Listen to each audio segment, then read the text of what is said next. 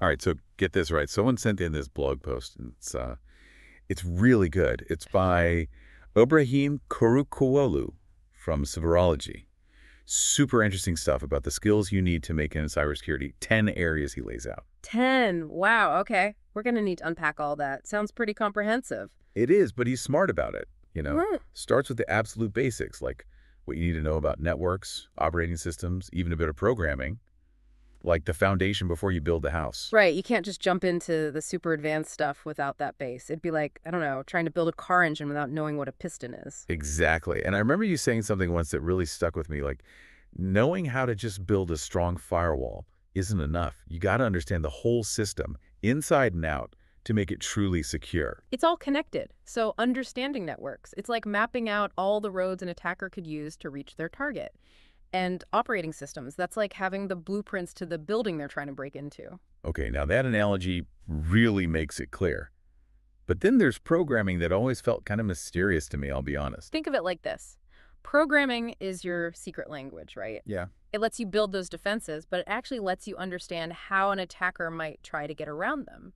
It's like being able to read their mind almost. Whoa, okay. So you're not just reacting after they make a move, you're anticipating what they might do next. That's huge. But Kuriku doesn't just stop at the tech stuff, right? He gets into some pretty big picture ideas too. Absolutely. He dives into the core principles behind cybersecurity, starting with something called the CIA triad. No, we haven't switched to a spy podcast, don't worry. Okay, good, because I was starting to wonder. So what is the cybersecurity CIA all about then? It stands for confidentiality, integrity, and availability. Those are like the three pillars everything else is built on.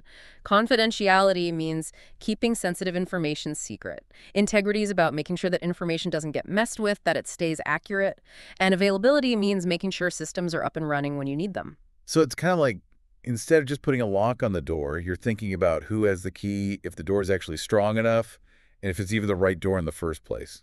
Exactly. It's about the whole picture. And from there, he goes into other important concepts, like authentication, which is how you make sure someone really is who they say they are before you give them access to anything important. Right, like when you log into your email and it sends you that code to your phone, that's authentication, yeah. You got it.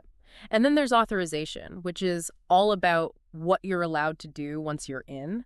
So you might have the key to the building, but that doesn't mean you can just walk into any room you want, right? Okay, that makes more sense. Permission levels, got it. But then there's the one that always seemed really complicated, cryptography. Cryptography is all about protecting information, even if it does fall into the wrong hands. Imagine trying to solve a jigsaw puzzle, but you don't have the picture on the box to guide you.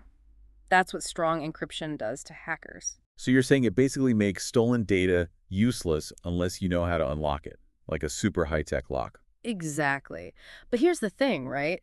Understanding all these principles is important, but it's only half the battle. To really be good at cybersecurity, you also need to know WHO you're up against and what kinds of attacks are out there, which is why Kurushawolu talks about the threat landscape. And this is where we start talking about the actual bad guys and what they're trying to do. What were some of the things that stood out to you in this section? Well, he starts by talking about some of the attacks you've probably heard of before, like ransomware. Yeah, everyone and their grandmother seems to have an opinion on ransomware these days, but this guide actually gets into the nitty-gritty of how these attacks actually work, which I found fascinating.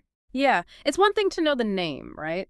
But it's a whole other thing to understand how these guys actually choose their targets, how they get inside systems, and how they use vulnerabilities to pull off their attacks. It's like, okay, you know there are sharks in the ocean, but this is like a deep dive into the different types of sharks, where they like to hang out, and what to do if you come face to face with one. Exactly. And just like there are different types of sharks, Perkawoo talks about some of the more complex threats that are out there, like zero-day exploits. Those are nasty. Zero-day exploits, those are the vulnerabilities that no one even knows about yet, right? Not even the good guys. Yeah. So how do you even begin to defend against something like that if you don't know it exists? That's the million-dollar question. It's like trying to fight an invisible enemy. It takes constant vigilance, making sure you're always up to date on security patches, and having really good threat intelligence systems in place. Threat intelligence. So that's like having a whole network of spies who are constantly gathering information about potential threats. So I'd say that it's all about gathering as much information as possible, analyzing it, and then using that information to try and stay one step ahead of the bad guys. So it's not just about reacting after an attack happens. It's about being proactive and trying to prevent it from happening in the first place. Exactly, and that's what makes cybersecurity so challenging, but also so interesting. It's a constant back and forth between the attackers and the defenders. And speaking of defenders, let's talk about the tools and technologies they use to protect against these threats, because that's what I'm really curious about. It's like, yeah, you have to have the right tools for the job, right? Yeah. And luckily, Korakwazlu, he doesn't leave us hanging. He gets into all the cool tech stuff, the actual tools cybersecurity pros use. This is where it gets really interesting. It's like, what's in a cybersecurity expert's toolbox, What gadgets do they use? Well, he starts with something I'm sure everyone's heard of, firewalls. But we're not talking about like the basic ones from way back when. We're talking next-gen firewalls. They analyze network traffic in crazy detail, like down to the nitty-gritty, looking for anything even slightly off. So they're like, what, super security guards that can spot a fake ID from across the street? Exactly. They block threats before they even come close to your network. And then there's this thing called EDR endpoint detection and response. That's like giving every single device on your network its own personal bodyguard. Oh, wow. Okay. That's got to be super important now, especially with so many people working remotely, right? It's not just about the office network anymore. Nope, not at all. EDR protects all those laptops, tablets, phones, whatever employees are using, wherever they are. And of course, no cybersecurity toolkit would be complete without talking about the cloud. The cloud. Okay, Yeah. that's where things get really tricky, right? It's not like it's a real place you can build a wall around. Tell me about it. Securing the cloud is a whole different beast. But Kurukolu, he breaks it down really well. He talks about how there are all these different cloud service models like infrastructure as a service, platform as a service, software as a service. So instead of just being like, figure out how to secure the cloud, he's giving you a roadmap of the different ways companies USE the cloud so you know what to secure. Right. And he gets into some of the really unique challenges that come with the cloud, like how do you keep data safe when it's in this shared environment? And then there's this whole idea of shared responsibility where both the cloud provider and the customer are responsible for security. Oh, interesting. So it's kind of like having a roommate. You both have to pull your weight to keep the place safe. But before we move on from the toolbox, Kuru Kluzlu mentions this other thing, vulnerability management, which, I don't know, it sounds kind of proactive. It totally is, because you're not just sitting around waiting for something bad to happen. You're actively going out and looking for weak spots in your systems and fixing them before anyone else can take advantage of them. So it's like you're giving your entire digital infrastructure a regular checkup, making sure there aren't any cracks for someone to slip through. Perfect analogy. He talks about doing vulnerability assessments, which is basically using special tools and techniques to scan for those weaknesses. Oh, and he also talks about penetration testing. Wait, penetration testing. That's where you get ethical hackers to try and break into your systems, right? Like the good guys who are trying to find the holes before the bad guys do. Exactly. It's like hiring a professional burglar to test out your home security system. They know all the tricks, but they're not there to steal anything, just to show you where you need to beef up your defenses. Oh, that is so smart. Way better to find out that way than to have it happen for real. But okay, say the worst does happen, even with all the right tools and security measures in place, someone still gets through. What then? Okay, so that is where things get really interesting. That's when you need to know about incident response and digital forensics, which is where we're headed next with Korupu Welu. All right, so let's say, despite all our best efforts, there's been a security breach. What are the first steps? What do you do? Well, first things first, don't panic. The most important thing is to have a plan, right? Like a fire drill. But for cyber attacks, you need to know who to contact, how to stop the bleeding, how to gather evidence, all that. So you're not running around like a chicken with his head cut off while the building is burning down around you. Exactly. You've got to be prepared. But even with the best preparation, sometimes a fire still happens. And that's where the digital forensics comes in. So this is the investigation phase, right? You're trying to figure out exactly what happened, how it happened, who might be responsible, all of that.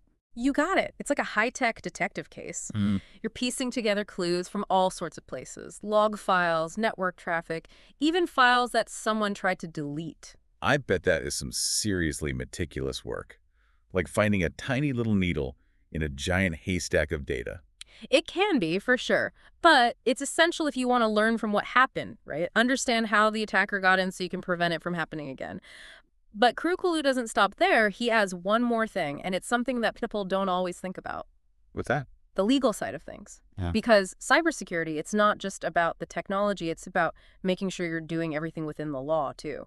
Right, because there are real-world consequences to think about. So what does this guide highlight when it comes to the legal aspects of cybersecurity? So it's like, you can't just be a vigilante, right? There are rules even when you're fighting the bad guys. Okay. What kind of legal stuff are we talking about here? Well, for starters, Carislu talks about data breach notification laws, which those are different all over the world, but basically they tell you when and how you have to tell people if their data got caught up in a breach. So no more hoping nobody notices.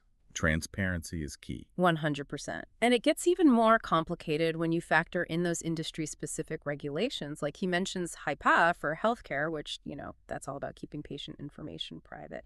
And then there's PCI DSS, which is all about protecting credit card data. So on top of everything else, you got to make sure you're following the rules for whatever kind of information your organization handles. Exactly. And then there are international standards like ISO 27001. That one's a biggie. It's a whole framework for managing information security, and it's recognized pretty much everywhere. It's like, if you want to prove you're serious about cybersecurity, this is the gold standard. So it's more than just ticking boxes. It's about making security part of your organization's DNA. Love that. Okay, let's talk about the future for a bit. Kurukulu wraps up the post by looking at emerging technologies and trends, and this is where things get really interesting, I think. Oh, for sure. This is where we get into next level stuff. He talks about using artificial intelligence and machine learning to spot and react to threats super fast, like in real time. Imagine security systems that can basically learn and adapt as quickly as the attackers can. Whoa, okay, so instead of always playing catch-up, we're teaching machines to think like the bad guys, almost. That's both amazing and a little bit terrifying, to be honest. It's a game changer, that's for sure. And then, of course, there's the Internet of Things, IoT. We're talking about billions of devices connected to the internet, everything from smart refrigerators to those industrial sensors. Trying to secure all of that is a huge job. It's like the attack surface is absolutely massive now, right? We've gone from worrying about computers and servers to, is someone going to hack my toaster? You're not wrong. And lastly, he talks about blockchain, which I know blockchain can be kind of a confusing one. Kind of. It feels like one of those buzzwords everyone throws around, but nobody really understands. I get it, but really, blockchain is about creating a super secure and transparent way to track information. Imagine record keeping that's basically tamper-proof, but on a huge scale. Okay, that makes sense. So how does this fit into cybersecurity specifically? Think about things like voting systems that are totally secure and every vote can be verified, or keeping sensitive medical records safe from being changed or deleted. That's the kind of thing blockchain could do. It has the potential to totally change how we think about security in a digital world. Wow. Okay, so we've covered a lot of ground today, from the absolute basics of cybersecurity all the way to what the future might hold. This Ibrahim Kurukwalu, his blog post, is a goldmine. If someone listening wanted to dive deeper into any of these areas, where should they start? Honestly, Kurkwalu's post is a great jumping off point. He's got a bunch of links and resources in there for further reading. And the cool thing about cybersecurity is it's always evolving, which means you're always learning. It's like being a lifelong student, right? Yay. Always having to adapt and learn about new threats and technologies. I like it. All right, so one last thing for everyone listening to ponder. If you were building your own ultimate cybersecurity toolkit, what's the one thing besides all the amazing tools we talked about that you absolutely could not do without? Think about it, and until next time, happy learning, everyone.